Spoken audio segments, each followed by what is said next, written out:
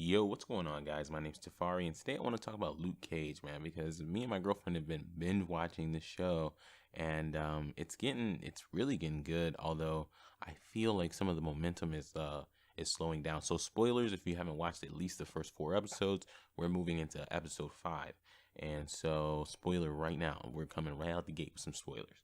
Um, I feel like Cottonmouth is pretty much done. You know what I mean? Like this dude has lost so much power from the attacks from Luke Cage in these last 4 episodes. You piss Luke Cage off, he comes into all your fucking your drug dens and fucking trap houses, kicks down doors, eats a bunch of bullets, just eats them, dude.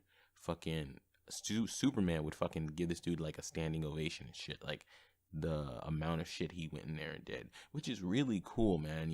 It's like they were able to fuse. This show is like a fuse of like Smallville and you know what I mean, fucking Empire and like The Wire and fucking Prison Break. It's like all that shit just fused into one, man. And that's what I'm really liking about the show. However, right, I do have some questions that moving into this episode 5 and episode 6, I would like to, get the answer to, you know what I mean? So, I haven't done no research into these, I haven't tried to figure out, any answers for myself.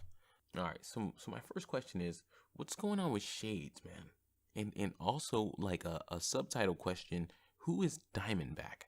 Because I swear I heard that name like back on like a Spider-Man the animated series back in the 90s, dog. And Cottonmouth and Flat Top and fucking Tombstone, all those motherfuckers, man. I thought they were exclusively Spider-Man villains. It's funny how the villains always seem to recycle in these shits. So, pretty interesting there. And I just want to know what's going on with Shades. Shades is the coolest motherfucker. Shades tried to stop whatever that guy's name was from killing, shooting up the barbershop. Why that man shoot up the barbershop like that, man? Holy balls, which is obviously more spoilers, bro. But if you made it this far, you already know. I mean, shit, the fucking trailer told you that the fucking barbershop was gonna get shot up. You know what I mean? So that wasn't a surprise at all. But anyway, question number 2, right? Rosario Dawson's character. Why the fuck is she here? Why do we care? When I wrote this down, I had no clue. I was just like, why do they keep stringing us with this character? But as I was like setting up everything for this video, right? I was thinking, you know what? Maybe they just want you to feel so immersed in the world, right? So they give you characters that you've already experienced with so that you just dive deeper and you just forget for a second, like, oh yeah, this is not really happening. I'm watching a show. You know what I mean? Like it gets that crazy, So maybe it's about the immersion, or maybe it's about the viewpoint, maybe Rosario Dawson's character is the viewer's viewpoint on it. So pretty interesting there. I don't know. She right now she came see her mom. She almost got mugged, but she chased the dude down and kicked him in the nuts and got her fucking purse back and shit. Hilarious, man. And so I'm really liking that. And so also I'm also liking, Scarf and Misty Knight, even though obviously, spoiler alert, Scarf is evil as fuck. Um, and it's so funny, man. We've seen Scarf in other shows, Psych and all these other shows. He's been a side character for so long. When I saw the guy and I saw that he was in a main character role, reoccurring role, every episode I'd say, man, I'm so happy for that guy. He's got a reoccurring role now. You know what I mean? He doesn't have to be just a side character or whatever. But come to find out, you technically are just a side character because you're a good character that eventually turns evil. You know what I mean? And then once you're evil, you know what I mean? Now, eventually you're gone. You know what I mean? Like, this is a superhero show. And so you're pretty much already temporary. We already know that how long can you go, you know? I mean, it would be crazy if Scarf kept working with the police even after the end of the season. You know what I mean? I don't know. Who knows? Maybe that's what's going to happen. But still, I was so happy for the actor. And then here we go. He's a fucking villain. And just super trickery. I mean, maybe I was just overwhelmed with the idea that, man, I've seen him in all these different shows and he's finally landed something, something that he likes, something permanent. Nah, son, he's a temporary, fucked up bad guy. So, Scarf. Anyway, all right. So another question: did Jessica Jones kill Flashback Reva? And I say Flashback Reva just in case. I don't know. I mean, I'm sure there's only one Reva. I just don't. I think I remember her punching her to death, or just giving her that super punch. Man, but I just don't. I don't even know, man. And fucking, a side note, fucking Luke, man, you gotta, man, I'm hoping you're fucking putting the raincoat on it, bro. You just be getting there quick. Bitches at the bar, Jessica Jones, fucking Jesus, bro. I mean, man, I just hope you're staying safe, but you never know. Homie's like, he's bulletproof. Maybe he's STD proof as well, man. Who knows, man? Maybe it's all about the skin, dog. You know what I mean? Resiliency. Who knows, man? Who fucking knows? But anyway, on to the next thing, dog. What about the Captain America Super Soldier Serum, bro? I thought, what happened to Luke Cage was like he got some hand-me-down bootleg fucking Super Soldier Serum, and he was like sold to the army or captured or some shit like that, and he was like forced into this experiment and shit. He even says like he was stuck in a tank like a damn goldfish. Why did he have so much resentment for it if it wasn't like something forced upon him? You know what I mean? Like he didn't want to die, right? See, that's why I feel like they changed it at the last minute, or maybe his memories are fucking altered. You know what I'm saying? Because it seems like in the beginning, when they first made that first scene, it seems like the backstory was a little bit more sinister.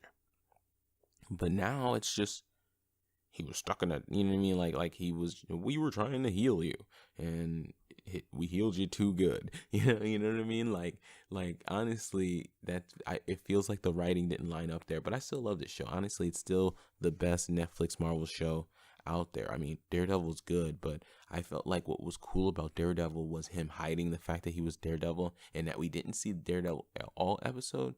You know what I mean? But it was like 50-50, or maybe even skewed a little bit more toward Matt Murdock, because I feel like Matt Murdock was the coolest fucking character in that show. That's just my opinion, dog. And then last thing is like, what's Cottonmouth's true motive? And Cottonmouth, I'm saying Cottonmouth and Mariah, and even Mama Mabel. Let's talk about these motherfuckers, right? Who was Mama Mabel for the community? Was she really like a pillar of the black community? I mean, we're saying black community, but like, if you guys lived up there, man, like, I mean, yeah. Like, I mean, yeah, there's white dudes out there. You're right, but it's hella dominated, right? It's skewed one way. Let's be real here. Yeah. So what's his motive? Is it really like what he says his motive is? He says that his motive is black power and black money. He just wants like the young ones to see black power and black money. And at first, that's kind of respectable, right? Like, even though he wants to go about it in fucked up ways, it's slightly respectable, because he's doing it. He's like, in his mind, he's doing it for someone other than himself. However, I'm actually thinking he's bullshitting. I think that he just loves being in power and everything. You know what I mean? But I also gotta say, man, Cottonmouth is one of my favorite bad guys, man. Like there's so many intense moments with Cottonmouth and the other drug dealers and gang members. Like, you already know a powder keg's about to go off. And I love how they refer to Fisk, Wilson Fisk, Kingpin from Daredevil. I mean, that's just a good touch right there. So one of my favorite things about Cottonmouth is that, man, he goes all in. Yo, he didn't send nobody to shoot that rocket launcher over there to fucking Luke Cage. He went over there himself and shot that rocket launcher in there, man. The fact that the rocket launcher didn't fucking kill him and shit, that's great. I mean, obviously that's crazy. And so I'm actually gonna have to do another video of how do you kill Luke Cage. Like, probably drowning. We were thinking about that. I mean, like, me and Amy, my girlfriend, we were thinking about this.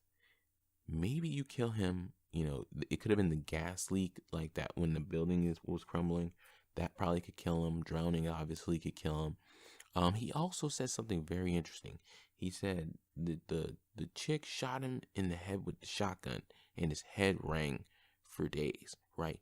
Which kind of says to me like maybe he can take on damage, like maybe he can take on like brain damage, and maybe it's just the outer layer of shit. Once you go deeper in, it's all the normal shit in there.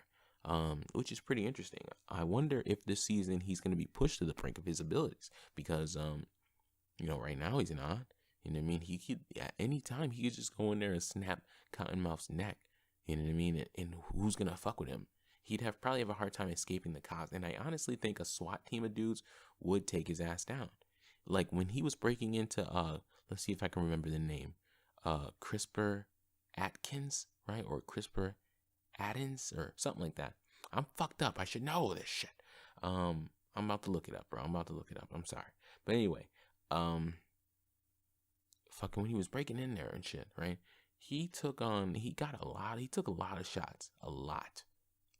Like they unloaded on him. And he just ate those. But you could see slight twinges of pain, right? The body sends pain to tell you something ain't right. Right? So, I don't know.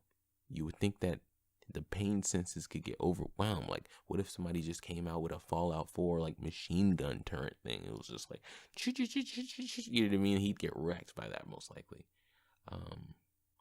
Is it CRISPR Atkins or CRISPR Addins? Fuck, man. My fucking heritage. Well, all right, man. Yeah, I just wanted to talk about that. I'm really loving this show. We're moving into episode 5 or 6, one of those two. As soon as Amy gets out, we got another hour or two to go. But I love you guys, and I'll see you in the next video. Peace.